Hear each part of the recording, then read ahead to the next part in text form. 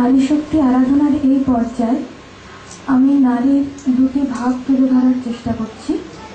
প্রথম কবিতায় মাতৃসত্তা বা মাতৃত্ব তুলে ধরছি। কখনো আমার মাকে কোনো গান গাইতে শুনিনি।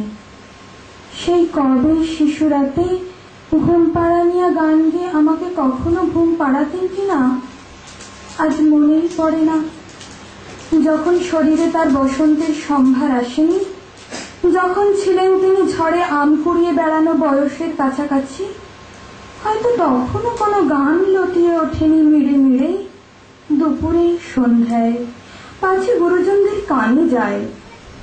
এবং স্বামীর সংসারে এসেও মা আমার সারাক্ষণ ছিলেন নিশ্চুপ, বড় বেশি নেপথ্যচারিণী। যতদূর জানা আছে, টপ্পা কি খেয়াল তাকে করেনি দখল কোনোদিন।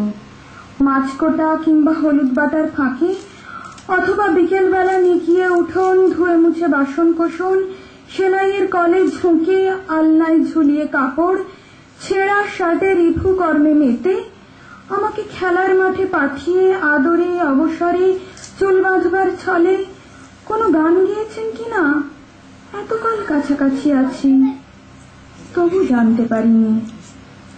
যেন তিনি সব গান দুঃখ জাগানিয়া কোনো কাঠের সিন্ধুকে রেখেছেন বন্ধ করে আজীবন। এখন তাদের গ্রন্থিল শরীর থেকে কালে হ্রদে সুর নয়, শুধু ন্যাপথলিনের তীব্র ঘ্রাণ ভেসে আসে।